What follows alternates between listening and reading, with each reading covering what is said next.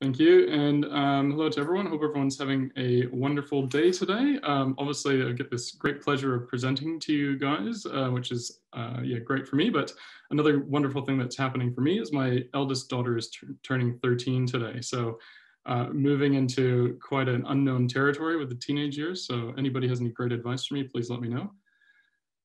Yeah, so I'm going to be talking today about 7 tips really to build and de-risk your innovation strategy using patent big data. And a lot of the examples that I show you today are going to be based off of the HVN patent landscape reports that hopefully a lot of you have seen already. So you can go to those specifically for all of that information as well. And a lot of what I'm going to be talking is going to be based on that. But just something, a word of warning is that some of the slides do have quite a bit of information in them. So try not to get bogged down in the detail and just focus on the big picture, all the details in the reports, in the HVN reports.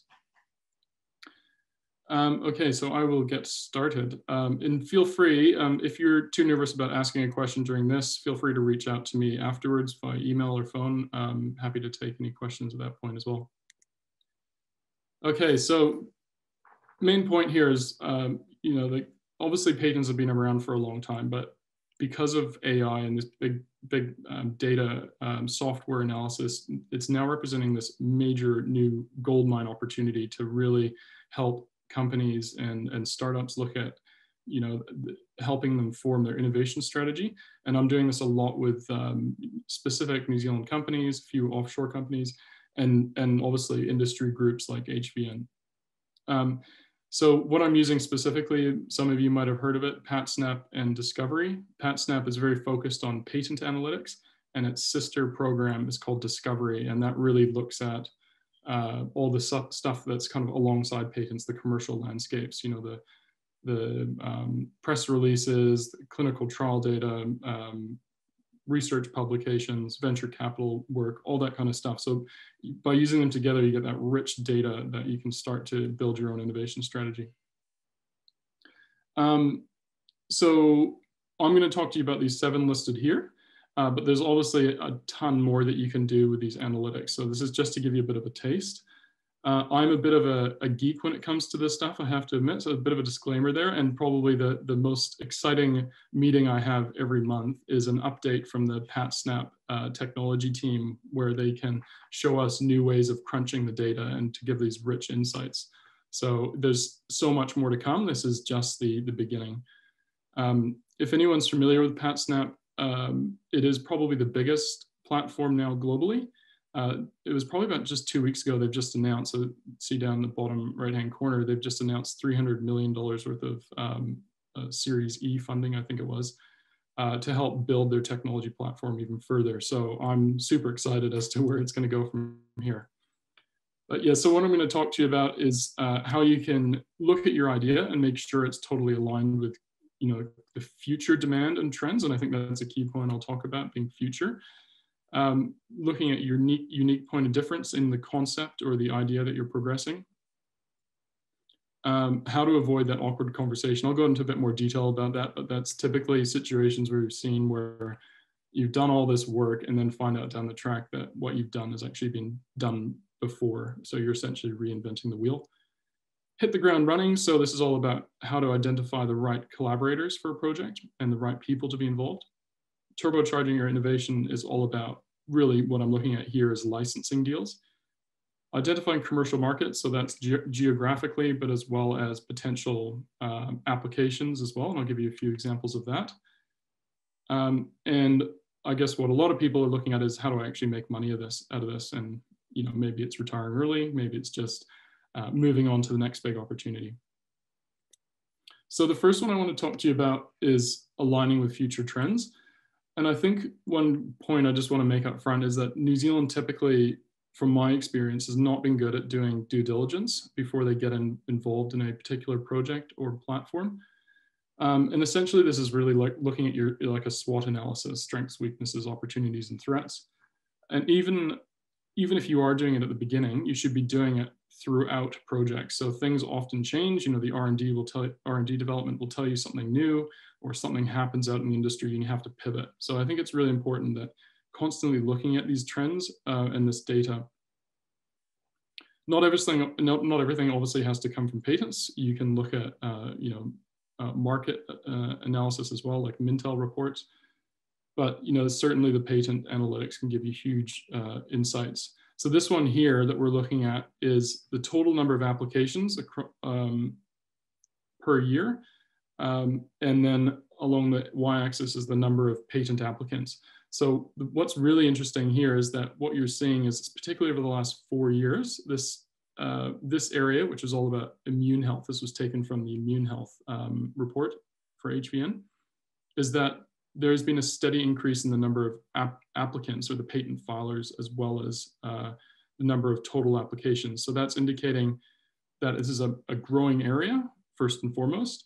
But secondly, there's a huge number of new players coming into the market. So they're not scared off by the kind of the initial Nestle's and the Danones and the all those companies that have kind of initiated this space.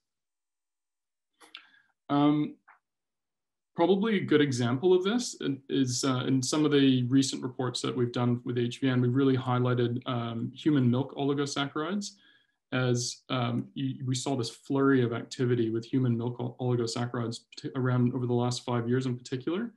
And then that's kind of been preempted the commercial activity of HMOs in like infant nutrition. And I know, you know, Abbott and Nestle and a bunch of other big companies have launched some really big products in that space.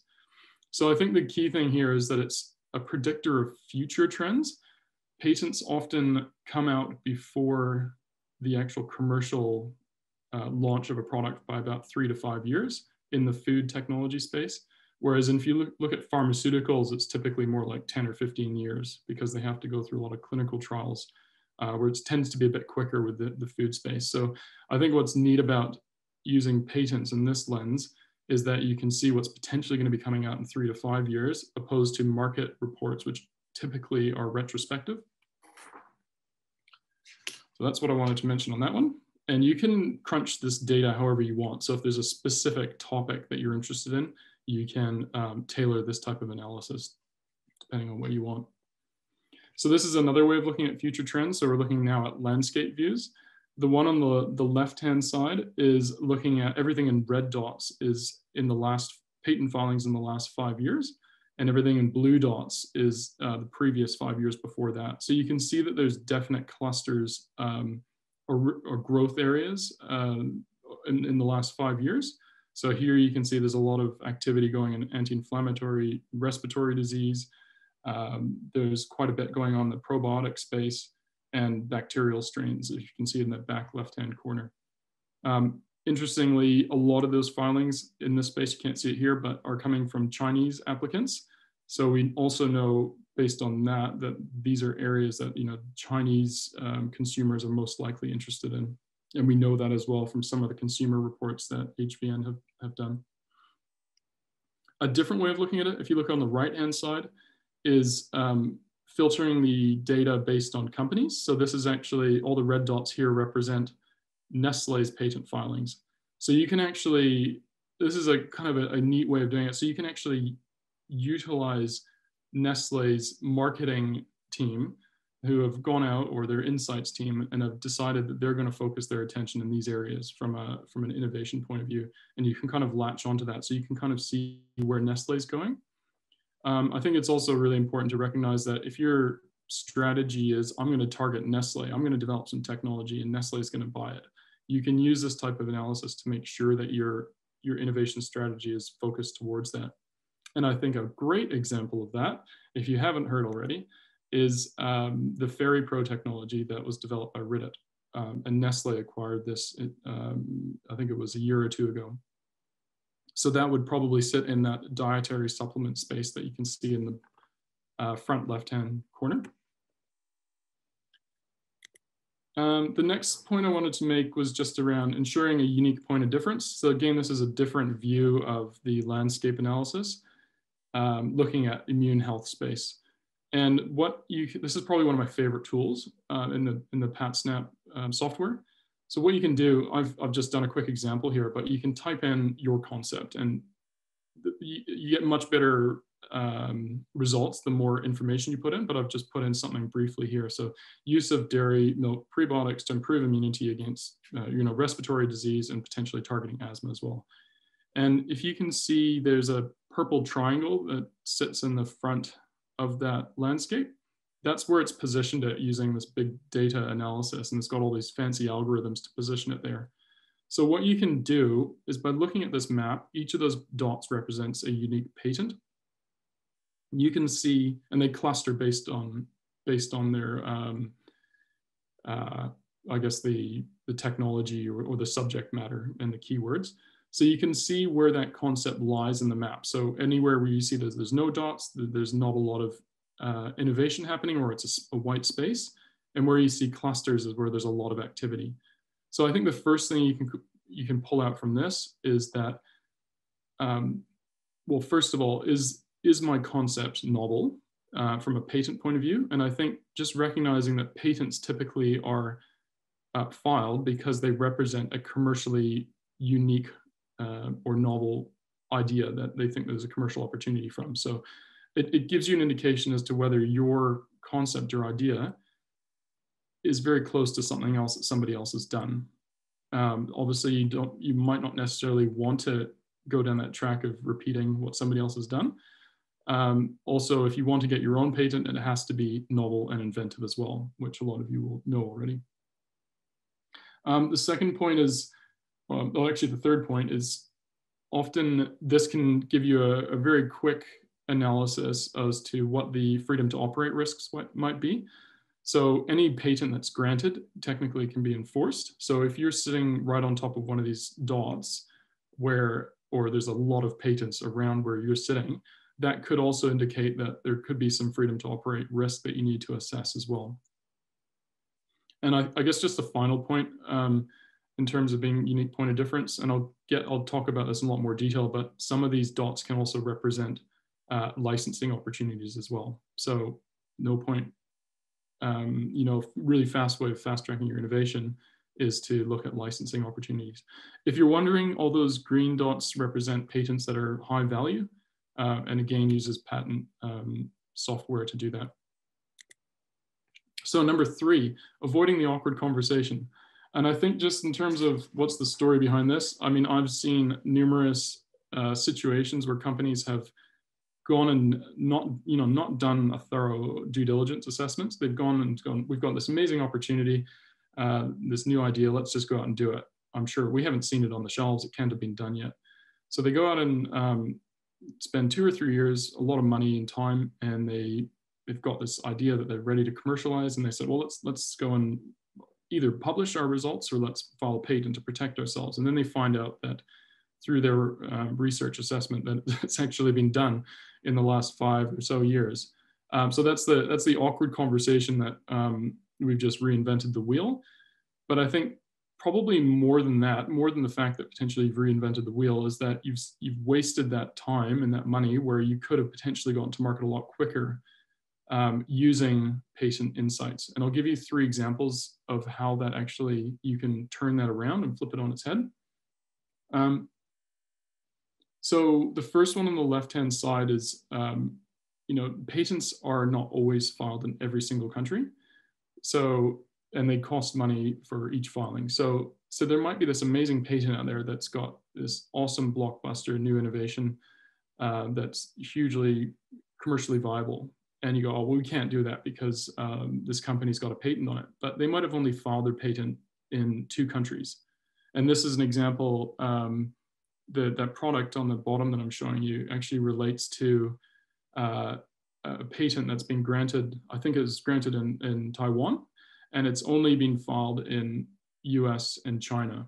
And it's currently still pending in China, and in the US, it's still being examined as well in the US. So even though it's granted in China, it's potentially in 2 or 3 other markets. You could arguably use that same technology and commercialize it in a different market where there's no patent rights.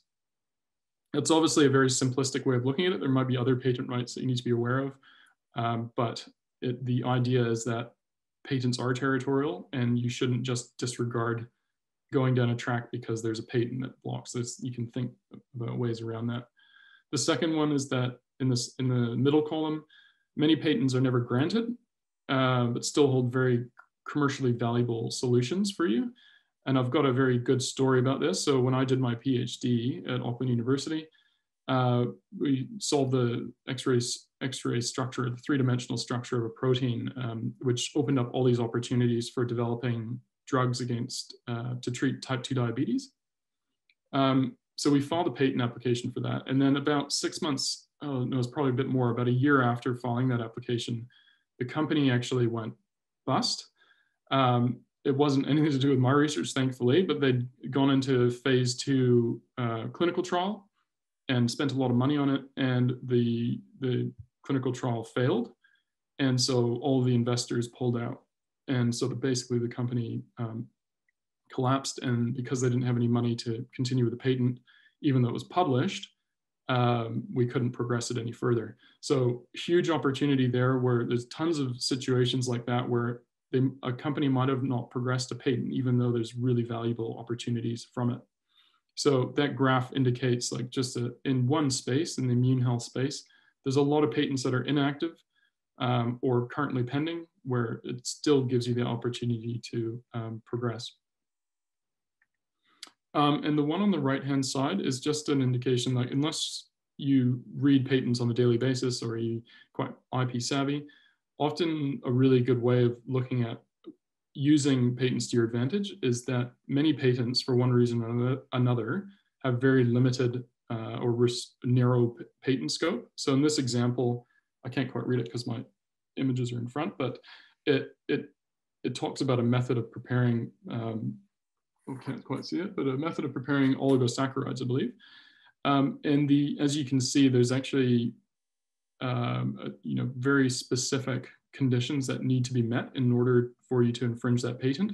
So if you work outside one of those ranges, most likely you're going to avoid infringement, and it might still give you a commercially relevant opportunity. So I think that's another thing that companies need to be looking at. By doing your patent analysis up front, you potentially might find ways into the market using a technology that others have already developed.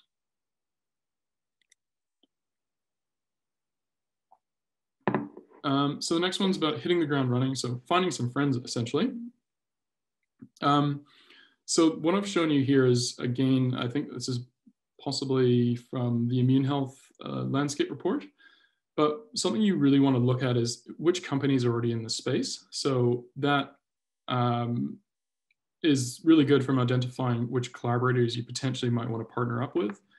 I think something that we often do in New Zealand is we go, well, who are the local people that we can partner with, because we want to promote New Zealand and everything.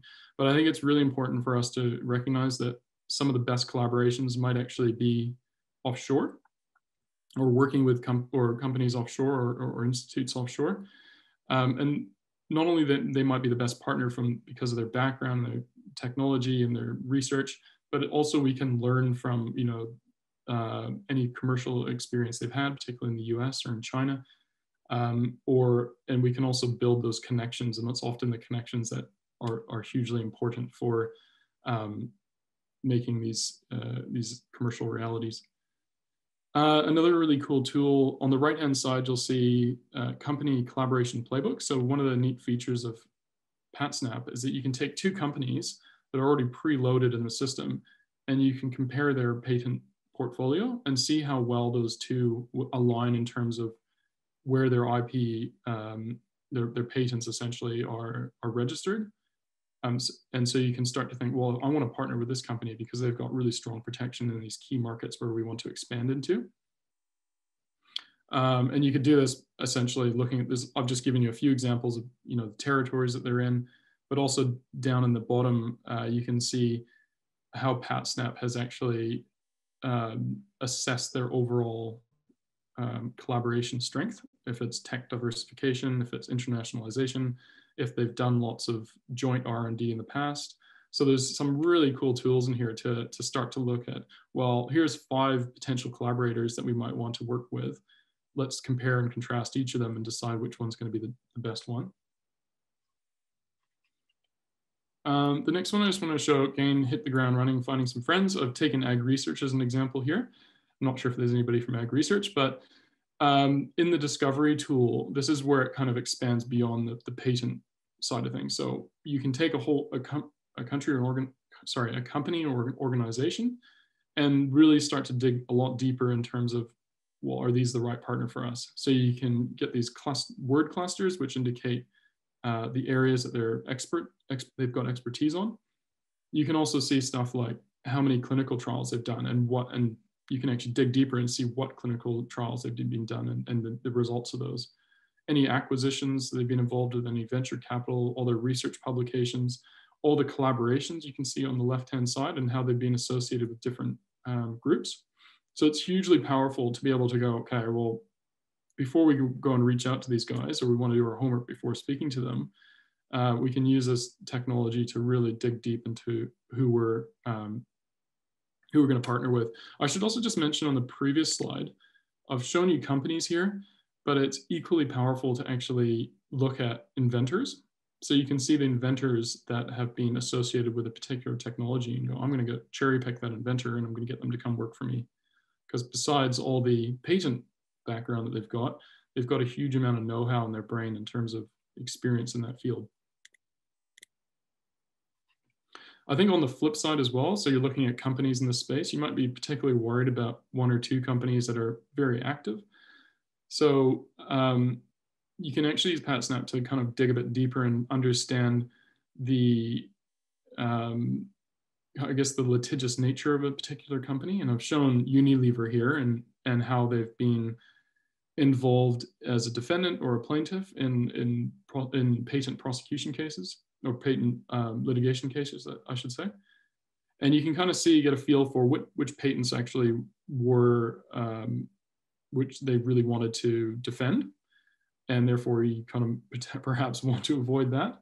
But you can just get a feel for where you want to avoid any potential problems and which companies you should really watch out for.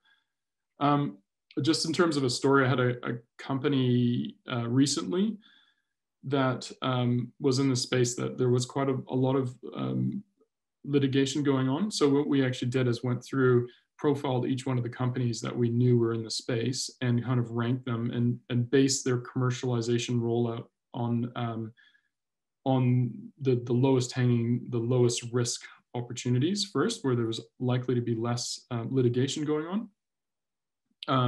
So that was like, a really good opportunity of using this type of software to kind of help map out their commercialization launch.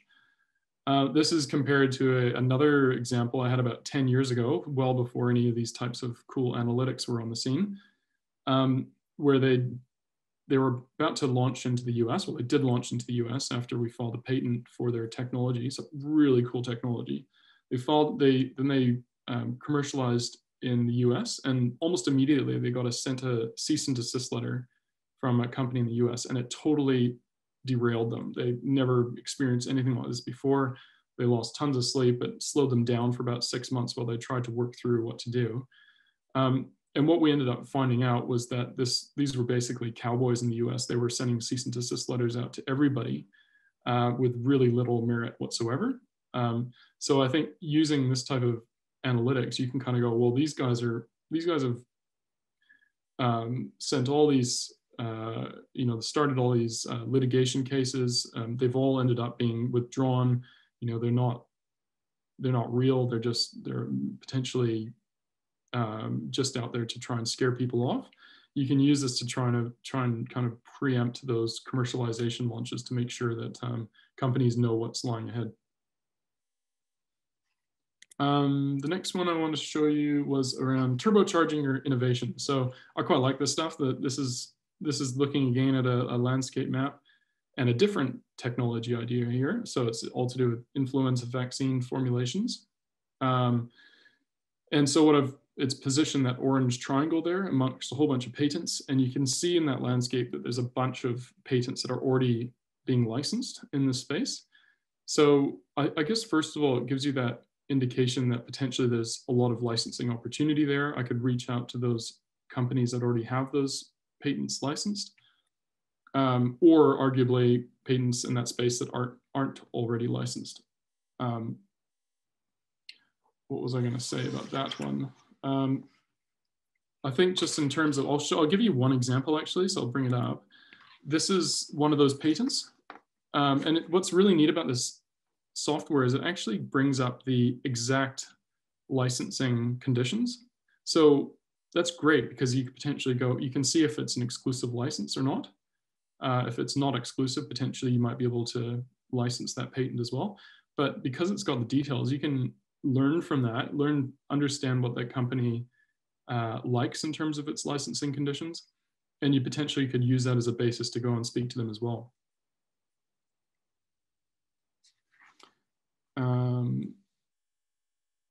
So the next one I just wanted to look at was outside of licensing. You can use these citation maps within PatSnap. When I've used these a lot for clients is to understand what is the game-changing innovation in a space. So the more a patent has been cited by other patents, indicates the greater impact that patent has. I would say very similar to a research article as well. So I think you can, in this case, this patent is actually now expired. So you could technically take the technology or the concept that's defined in that patent and then use that fully to your advantage and integrate that into your R&D as well. And you know it's potentially game-changing because it's been so highly cited. So identifying commercial markets, the next area I want to talk about. The first one, pretty basic. So this is taken from an HVN report, which shows that there's this massive burst of patent activity in the last couple of years in South Korea and China. So that indicates, I guess, just a bit of pretext. Patent holders in Korea and China tend to, Korea probably to a lesser extent, but in China, they tend to only file patents in China. They don't tend to file patents all around the world like the US or other countries would do. So it tends to give a really good indication, particularly in Asia, what commercial opportunities are in demand in those markets. So you can see in this in this view, this is an immune health analytic. It suggests that anything to do with immune health is growing hugely in Korea and China. So that obviously is, well, that's a big commercial market for us. And you might think, that's pretty obvious, already know that. But you can take it down to the next level. This isn't actually from HVN itself. This is from a different report that I've just published or I've put online, and I'll talk to you about that at the end. But this looks at any health outcome that is through the gut microbiome. So there's a whole bunch of these emerging health outcomes that companies are now targeting beyond digestive wellness and immunity and so forth. And you can see it broken down by, you've got Chinese patents and you've got non-Chinese patents. And I've actually separated them out here. A lot of the Chinese patents are traditional herbal medicine style patents. And then you've got a lot of patents in China that are Western style. So they focus on the science that is typically used to validate and support a patent application. So what you can see here is that there's actually quite a big difference in terms of the overall focus on different health outcomes in different markets.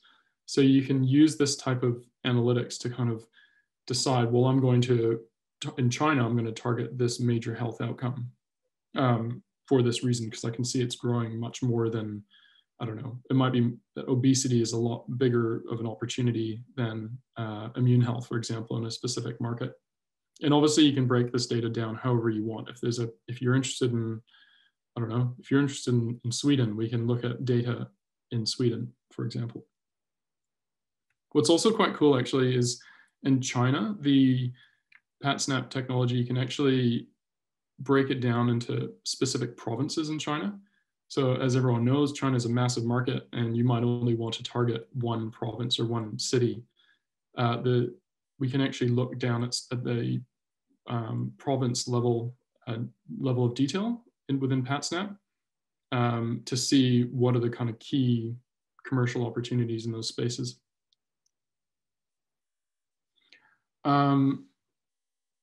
Just in terms of one other example I just wanted to raise. So This is when a client of mine, we were in the middle of patent prosecution for a case and was using PatSnap to look at some of the other patents in the landscape. And we used this forward citation to try and identify other patents that were similar. And we came across a patent that was totally unrelated to my client's technology. And it referenced my client's patent, and it had nothing to do with food technology. Our main target was food technology, and it was all about food stability.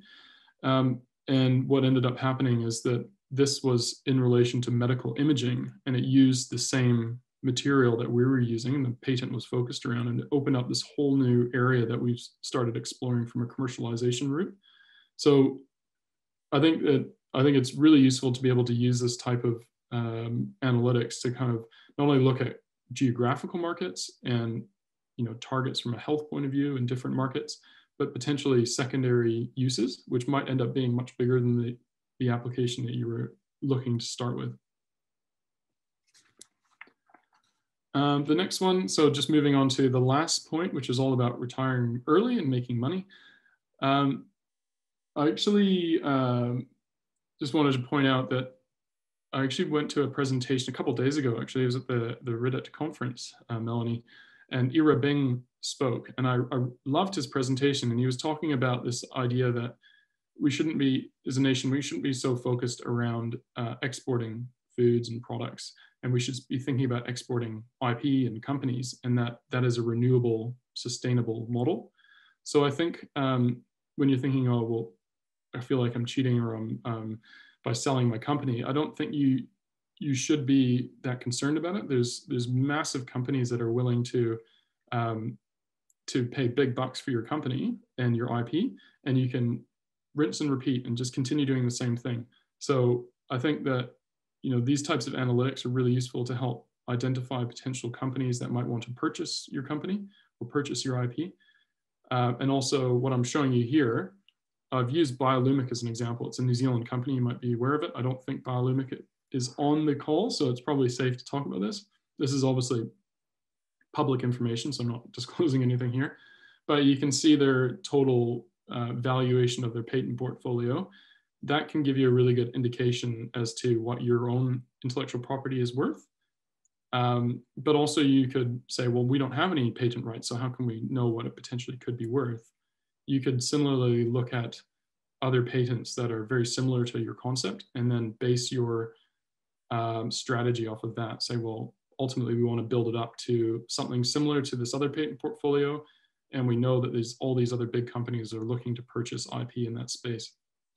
So it's really good part of your DD to understand what your IP is worth or could be worth going into a deal.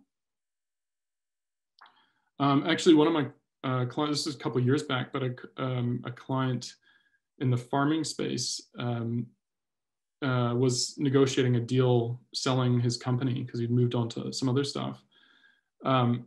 And they were kind of going backwards and forwards. It wasn't really going anywhere. And we ultimately ended up using some of these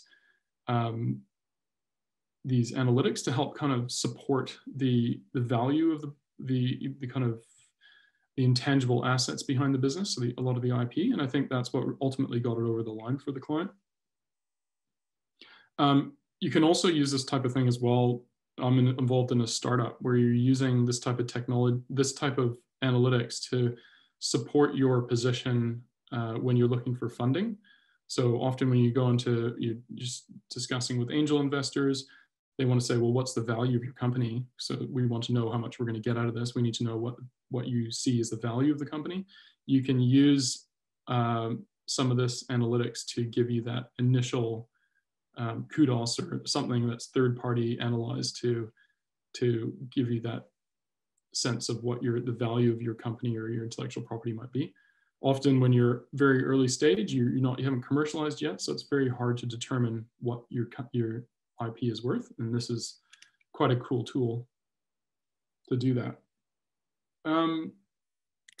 Next one, licensee locator. So this is a really neat feature that I've been using a couple times. again, this uses big data to say you've got a patent and you want to identify companies that might want to license your technology. You can use this to rank and identify the top potential licensees for your technology. And that is super cool, I think. I was involved in a company a couple of years ago before this, this new software came online. We actually spent tens of thousands of dollars. It took us about 6 months. We outsourced a company in Australia to identify which of our IP rights were most valuable and put a dollar figure on them, and then to go out and look for companies that might be interested in licensing. So that took a long time.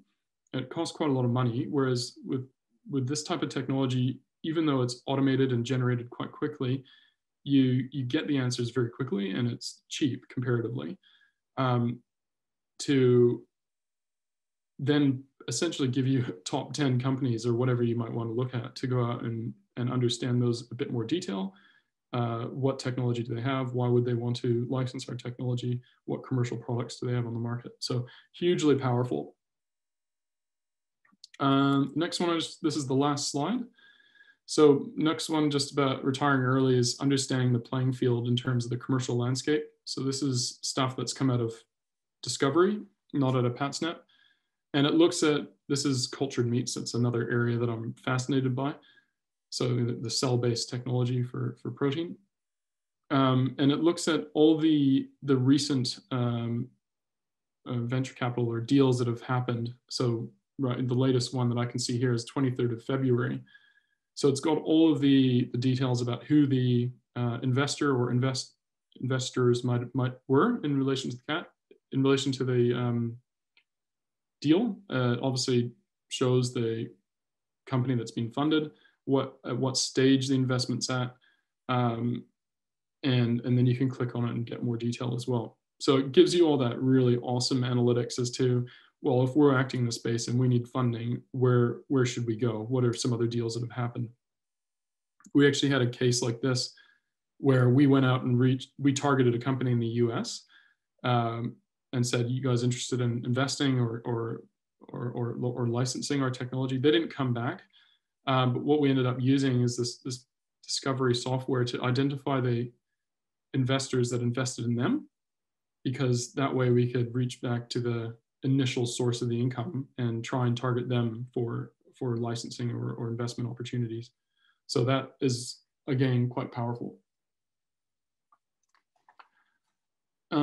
So that pretty much concludes. The only thing I just wanted to mention is that other than the HVN reports that are online, the latest ones were in, I think they were in June or July that they were published in 2020. So those are available on the HVN website if you haven't looked already. And there'll be another set of HVN reports on those 4 health targets coming up in mid 2021. But the other thing is just to make everyone aware that I am doing these reports. They're either tailored for companies, so they're looking at specific opportunities that they're trying to innovate within, or what I've just started doing is these online reports on a hot area. So the one that I've just launched is about targeting the human microbiome for health beyond the gut. So talking about cognition, skin health, all these types of areas that are emerging. The next one I'm doing, which should be released in early May, hopefully, is around alternative proteins, so plant-based technologies and cell-based technologies. So there's been a lot of interest in that area, obviously, and a huge amount of funding going into that space, lots of activity globally. So jump onto the website if you're interested to have a look. And if you are, do make use of just set up an introductory offer. So use that code if you're interested. And feel free to call me to get a bit more information about it if you're interested. Cool, so that's it, Melanie. Gone a bit over time, but yeah, there's lots of time for questions still. Thank you so much, Peter. It's really quite mind-boggling, I think, the information that is available to us. And it's really wonderful that we have someone like you who understands this space so well, and you can provide these kind of insights and kind of circumnavigate that need to dig deep and really sort of understand even just how to use the software. So thank you so much for your time and your expertise. And yeah, as I say, we're very lucky to have you as a resource within the Science of Food program for HVN, and that we will continue to see this kind of information coming from you both in future webinars as we go through tranche 2 of HVN funding phase, and also through the reports to HVN and your own, as you say, your own personal work, professional website here at IP Synergy. So on behalf of everyone who's listening, a huge thank you to you. And now we will open the virtual floor to any questions. If you can please submit these through the chat function. We have one already coming in, so I will just go to that now there. So Peter, can you see the chat function, or do you need me to read that? I've just opened it up, yeah. So. Cool. So yeah, take a moment, obviously, and everyone else, feel free if you have any other questions that you're comfortable to share in this recorded environment, then please send them through. Otherwise, I think you all know how to contact Peter there at his website. Yes, I'm just looking at the comment from Eve. So in terms of what are the costs for the licensee technology software? So it's actually, you can't, if you wanted to purchase it yourself through PatSnap, you'd actually have to purchase the whole PatSnap platform, which is very expensive. But if you're going to be using it a lot, it's worthwhile. If you wanted to, like, for example, get myself to look at it, it's obviously nowhere near the cost of a PatSnap subscription. So you'd speak to me about it. It's I would say it's probably for being able to just chuck in some basic data and getting the automated report out. It's not a lot of money. It's a couple $100 probably. So it's pretty easy to put the information in and get the report generated automatically, which we could work on. Hopefully that answered your question. By retiring, do you mean letting go of IP and licensing it instead of building a spin-out around it? Yeah, so I mean, obviously that's just a bit of tongue-in-cheek in terms of retiring. It's just basically, how do you make money out of this? So one way, other than commercializing the products yourself, is to either just set yourself up as a licensing company and license the IP. So you're essentially exporting your knowledge. Or you could sell your IP. So a company, some big food companies, for example, are coming along and purchasing some of these startups for astronomical amounts of money. They typically want to see some form of IP protection in place. But yeah, instead of developing a spin out yourself and building the company, another option is you get it up to a certain stage within 5 years, and then you sell that off and you go through the process again. And I think a lot of people are going to say, well, you're selling your soul, you know, like, why don't we build up big companies in New Zealand? I think that we still have huge opportunity to build up our knowledge around these types of deals in New Zealand. And I think we can continually do this once we build up the expertise around how to start a company from scratch, build up the IP, sell it off. And in some cases, maybe it is that, no, we're not going to do that. We're going to build this and make it a huge multi-billion-dollar company. But there's a lot of opportunity to do what we're doing, what I've suggested here. I think also I was going to make this point. I didn't have time to say it in my presentation, but I will now. Obviously, New Zealand is known for its clean green image. So by just continually exporting larger and larger amounts of material, that is a conflict with protecting our environment. So I think that does beg the question or the opportunity to say, well, let's leverage our expertise, our knowledge, and our IP and sell that instead. It's more sustainable.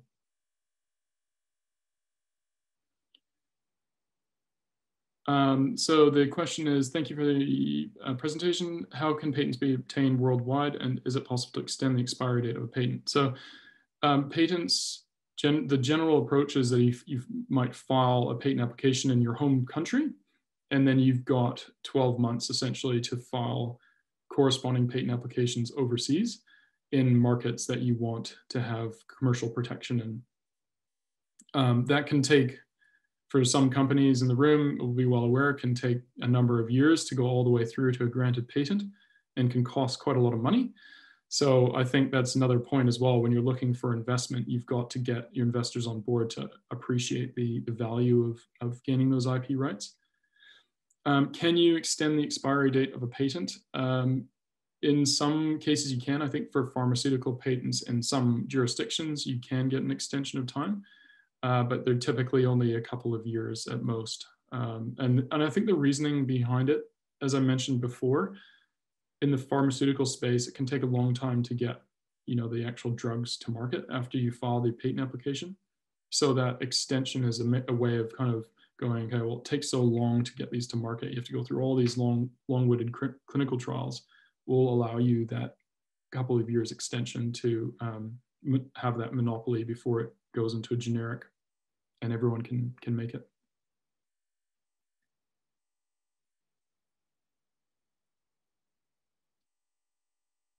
Any other questions? The burning questions? Thanks, Peter, and thanks to everyone who has submitted some questions. Feel free in the remaining few minutes to drop another couple in there if they're burning questions and you're happy to share them. In the meantime, just as we wind up, I'm going to just put a slide up just to show you a little bit more about the Science of Food program. I know most of you are familiar with what we do, and so many of you will have seen this already. But I think it's helpful knowing that there's a few new faces, I think, out there to just explain how we work together with the High Value Nutrition Science Challenge. So the Reddit Institute is a centre of research excellence, and we work on a number of projects. One of the things that we do is lead the Science of Food program for High Value Nutrition Science Challenge. And you heard Peter talk about these 4 key areas of interest in terms of human health. That's immune, digestive, metabolic, and infant health areas. There's actually also a number of other areas. I think we, HVN would say that that's not purely limited to those areas, but those are priority research areas, but many other areas are considered as well. So our role as the Science of Food program, we're effectively an enabling program, and we support or we underpin that clinical research that is being done through those research platforms. So we basically work to provide support and advice around how to develop these high value foods, which then can go into those clinical testing platforms. So we can look at things like the kind of support that you've heard today that Peter's offered around, and this is to do with new product development and innovation plans and strategizing. Together with that, we can also look at compliance and regulatory insights and market access. There's also going to be the scale-up kind of issues. If you have a wonderful product that you're making at home, but you want to share that with the world, there's a lot of big steps, as you will know. But how do you do that? How do you access that support? So these are things that we can help you with through the Science of Food program. So this is just to sum up. There's a lot more to it, of course, there always is. But you can always contact either us at the Reddit Institute or High Value Nutrition Science Challenge. And in fact, often you'll get both of us together in the same room, which works really well too. Just to also add that there's another enabling program that's run by Plant Food Research, which is around consumer insights. So there's been some useful supporting information there published on the HVN website. And there's also a really strong focus on including those Vision Mātauranga principles. So that's effectively ensuring that the work that is being done through HVN and through the stakeholders is going to support the growth and development and enable the aspirations of Māori businesses too. I think an exciting and interesting area to watch as we go ahead is not only looking at perhaps our classic systems of IP, but also thinking about and learning from Māori in terms of some of those, the Māori approach to IP when we're thinking about working with taonga species or Indigenous plants and ingredients, different types of business models. So that more traditional knowledge system that's within Māori and iwi communities and groups, that may not always fit completely into the kind of IP systems that we're hearing about. So there's going to be some interesting insights to come around that space as well. So I think I'll go back now and see whether there's any further questions come in. Otherwise, we will... Yeah, there's just one that's come in now. Mel. Right. Yeah, so just from Rory there. So interesting comment there about does it benefit us to be sending our best and brightest offshore? So I guess the first point is that when I say exporting IP, it doesn't necessarily need to be people. It might be intangible IP rights, such as patents, where licensing or selling the IP rights. But even if we were, say we sold a company and part of the deal was, well, you've got to go over there and help transition that, I don't actually think that's a bad thing. I think that ultimately a lot of Kiwis end up coming back, and they come back with them with huge amounts of rich knowledge about how technology commercialization and startups and all that investment stuff happens, and then we can build that back into the New Zealand economy. So I don't want to be, I'm not promoting saying let's get rid of all of our talent or anything, but I don't think we should be scared away from the idea of people going offshore if that is part of the deal. Yeah, LanzaTech. So yeah, I'm aware of that example. Yeah, I've actually got a story about that, but I can't talk about it because it's confidential.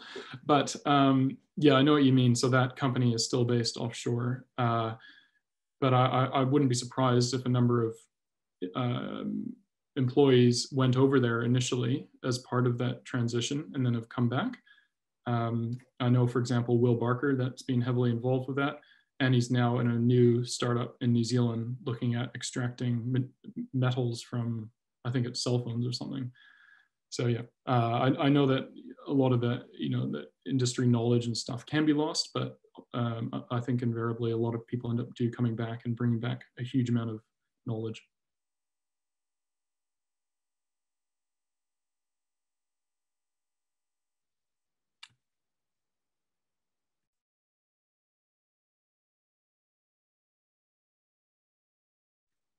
Cool. Anything else, Mel? I think that's probably enough. Thank you so much, Peter. I think there's just so much information to take in. It's slightly a stunned audience, but this is just the beginning. It's an ongoing conversation. We're here to help, as this slide shows, and so please do feel free to send any further questions to Peter directly on this topic, or anything else that you have concerns about or need some extra support or help or a steer, then come to Reddit or High Value Nutrition Science Challenge.